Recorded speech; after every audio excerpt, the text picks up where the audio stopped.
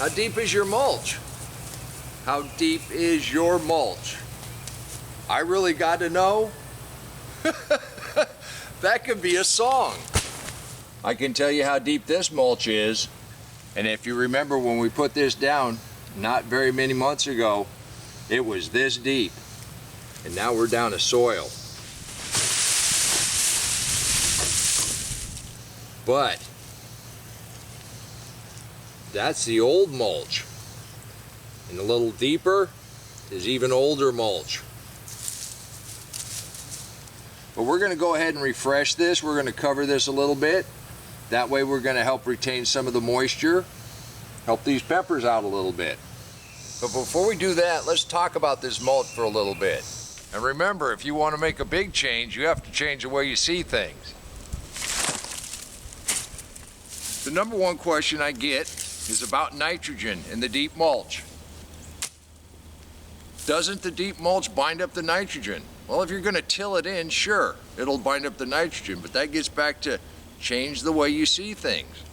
We're not tilling this in, we're just putting it on top. And by putting it on top, we're promoting the life in the soil, and that's the whole point.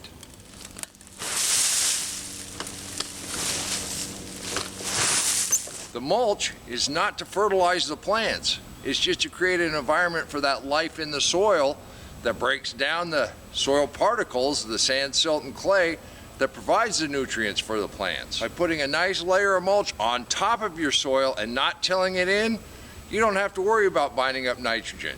You're also just creating an environment for that life to help your plants. You know, thin mulch makes more work. Makes you have to water a little bit more, makes you have to tend the plants a little bit more. That thick mulch, the benefits, not only does it suppress the weeds, it maintains that moisture and it regulates the soil temperature. And right now in August here in zone 7, we've been in the high 90s almost every day. It's starting to cool off a little bit, but as you can see, the mulch gets used up a lot quicker than you think. And it is kind of like water. You don't really know exactly how deep it is until you start moving it away. It's really critical when you first lay down your mulch to put it down pretty thick. Deep mulch for different soil types. Sand, silt, clay, loam. It's all good. You add deep mulch, it's even better. Well, we had a viewer write in and say they just tried this deep mulch method. They have heavy clay. They didn't think it was going to work. So you got to remember, this is a long game. This doesn't happen overnight. And on your first year, there's just transition. Depending on what kind of compaction you have, it may take a little while. You got to get that life in there, and you got to give them a chance to do their thing. This is what my heavy clay looked like when I first started. Put it down pretty thick that first year. Then after that, you're going to shoot for that sweet spot, that 4 inches. Now, where's the tape measure?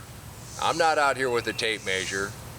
We can kind of estimate a 4 inches off of a 2x4. That's a pretty good rule of thumb. More than 2 inches is probably better, but once you have your mulch established, we're in our 7th year. So I'm not real worried about this getting this thin, but I am going to add some more. And depth is far more important than the material. This is a mixed mulch garden because I can't get my hands on enough of any one kind of material to cover the entire garden. The reason I call it mixed mulch is when we get ready to plant, I take that pitchfork and I move that mulch out of the way. I mix whatever's sitting there and it kind of mixes it all together. Right here, I'm using sawdust or animal bedding. It's nice kiln dried pine. It breaks down real slow, just like wood chips. Now I can get this at the bale pretty cheaply at the animal feed store, and it's easy to move around. And with this many plants, it's hard to get in here with a wheelbarrow.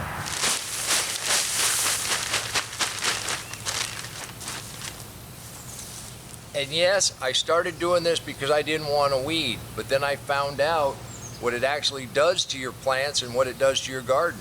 Depending on how big our plants are, is how close and how much we put around them.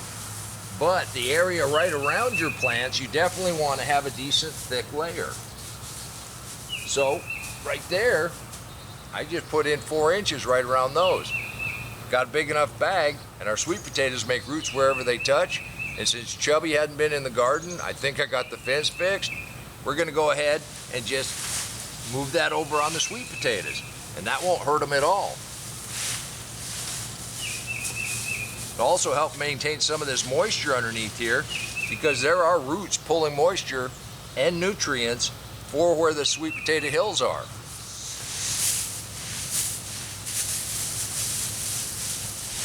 So anytime you can have a mixture, you're going to be better off.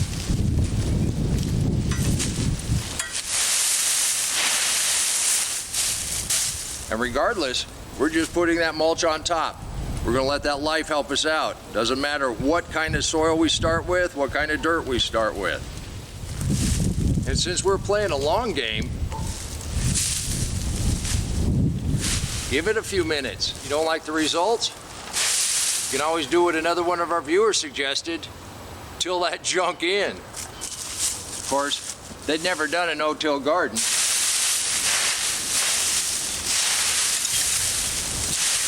One of the biggest takeaways about the mulch, whatever organics you can get your hands on, there really is no recipe.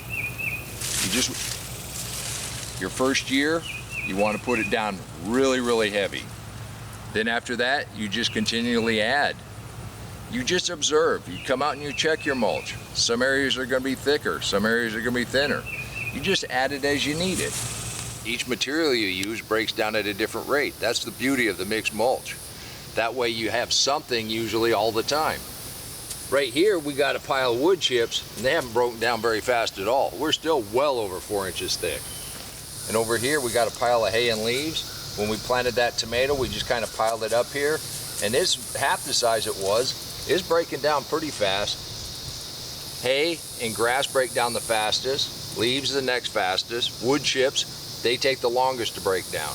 So if you can mix it all together, you're going to be in pretty good shape. Using this mixed mulch method instead of tilling, we're not bringing new seeds from that seed bank up to the surface. So once you cover it that first year, you pretty much suppress those seeds, and you're not really adding too many more, except from some volunteers or something that a bird or something brings in. You might get some in on your hay, you might get some in on your grass, but those are only going to germinate in the top layer. It's really hard to see how thick this is, but after you've done it a couple years, even the organic on top, once it gets thin, you start building up that layer of beautiful humus, that dark, rich soil. The worms continue to drag down deeper. And as you're checking your mulch, it's a good idea to check your watermelon. Oh, look at that. There's a nice orange spot. And we got this little film on here. Thump's good. I think this one's ready. So how deep is your mulch? Right now, if your garden is finishing up, it's a good time to layer it in thick. If your garden's still producing like ours is, it's a good time to refresh it just a little bit. With the amount of okra I have out here, I'm just playing at harvesting. I got to go get a basket. Then the hardest work you do in this kind of garden is harvest. I got another one right here. And by adding mulch right now, you'll be in a great position to bring in your straw or your hay bales to set up your cold frames. That soil is going to be good to go. Then you just pull that back to beautiful soil and you plant just like normal.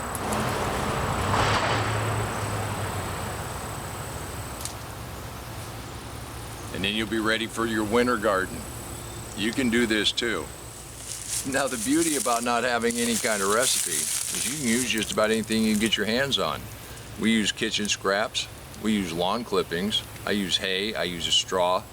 We use wood chips whenever we can get them dropped. Leaves are free. Now the animal bedding, that's a little different story. You have to pay a little bit unless you got a neighbor where they have animals, and then you just layer it on and you continue to layer it on. After your initial layering of a foot or so, it breaks down very quickly. But then that good soil builds up over time. Those worms take and work on it. All that other life works on it. Feed your plants, those roots, they work on it. You'd be surprised at how fast it goes away, and it's a continuing journey. But you see what we get. I sure wouldn't tell another adult how to garden. This is just what I do. I thought folks might be interested. You can do this too. And until next time, remember, take care of yourself, take care of your family. God bless you.